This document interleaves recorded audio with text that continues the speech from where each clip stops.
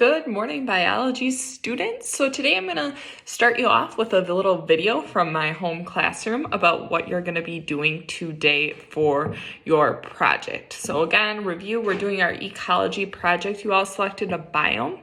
And the last couple days, what you've been doing is building and practicing constructing food chains and then turning that into a food web.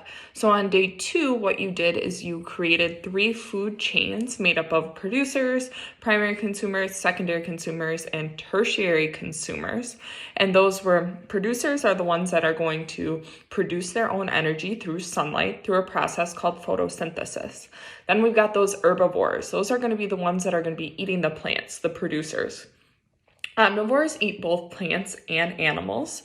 So like for me, example, I'm an omnivore. Most humans are omnivores, meaning they eat the producers, and then those consumers that will like eating meat like cows, chickens, that sort of thing. And then we have carnivores, and they just have a solely animal diet. So what you're going to be doing today is making a draft of your food web for your final project, your ecology project. So I'm just going to walk through the steps that you're going to be doing today. So you're going to need access to the document that I just returned to you on Google Classroom with your food chains that you constructed. So I wrote a little poster out about what you're going to be doing today. So I'm going to show you and walk you through that. Okay, so let's look what you did for day 2. So first, again, day 1, you selected a biome. I'm doing the savanna biome here. So this is what you should have done when day 2 work. You should have, you had a chart that looked like this. Again, I don't have a printer, but yours was on a Google Doc. And what you did is you identified a decomposer. A decomposer decomposes things, so it eats dead organism or dead organic material. The decomposer and a lot of decomposers are going to be fungi. So these live within soil, within the ground, and they decompose and take that energy from this dead organic material to survive. So mine for the savanna is fungi. Then you were supposed to create a list of a decomposer, producers, herbivores, again, those that eat plants, omnivores that eat both plants and animals, and then carnivores, those that just eat meat. And then you are supposed to identify 3 food chains.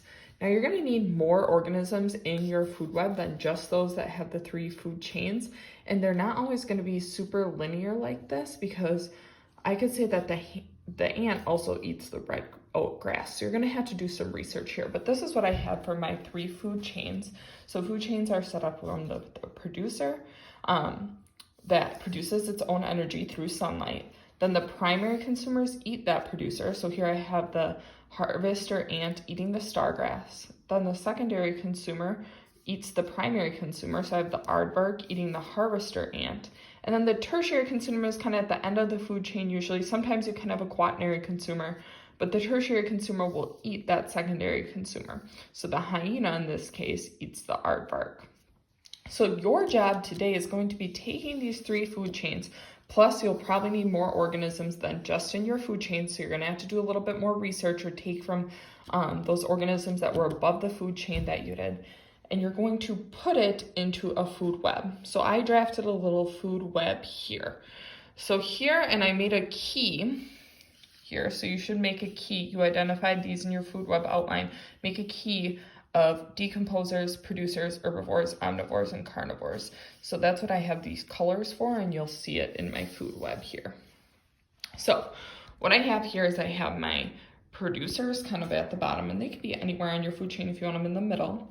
But here I have arrows pointing to the organisms that eat these different producers.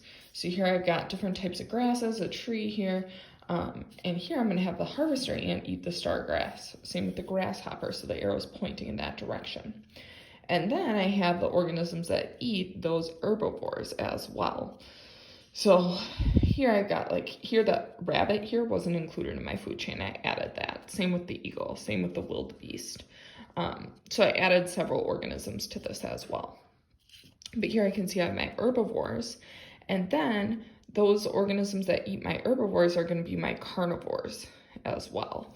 So here I have like the rabbit being eaten by multiple organisms. So the serval and the lion, as well as the cheetah, eats the rabbit. here you can see it gets a little interesting. The wildebeest is eaten by several organisms here.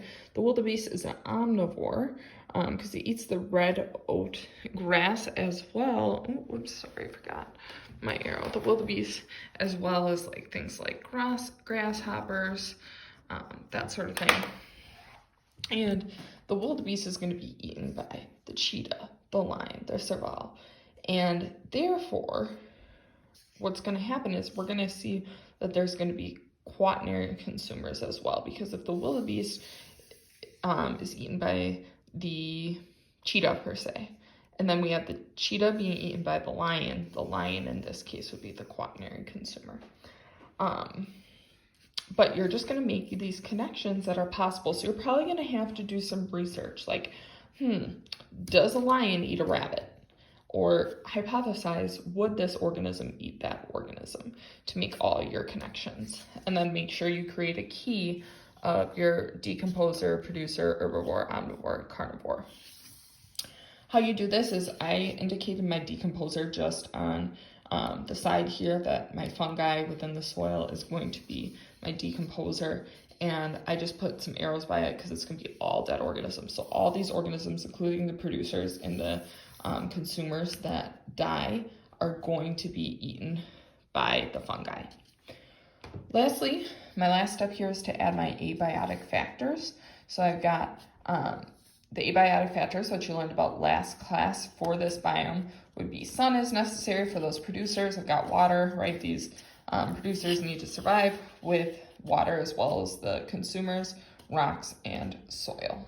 So that's a draft of my food chain. What you guys are going to do is, if you have poster material or paper at home, you can do this on a piece of paper and then submit a picture to Google Classroom, or you can do it electronically. So you can make this on a Google Doc or a slide presentation, and this can just be a draft, and I'll give you feedback on it. But if you want to start making it like a final, you can add images as well. So like, you'll have to draw in arrows on your Google Doc or your slides presentation of what's going on here. If you have any questions, reach out as always, and good luck.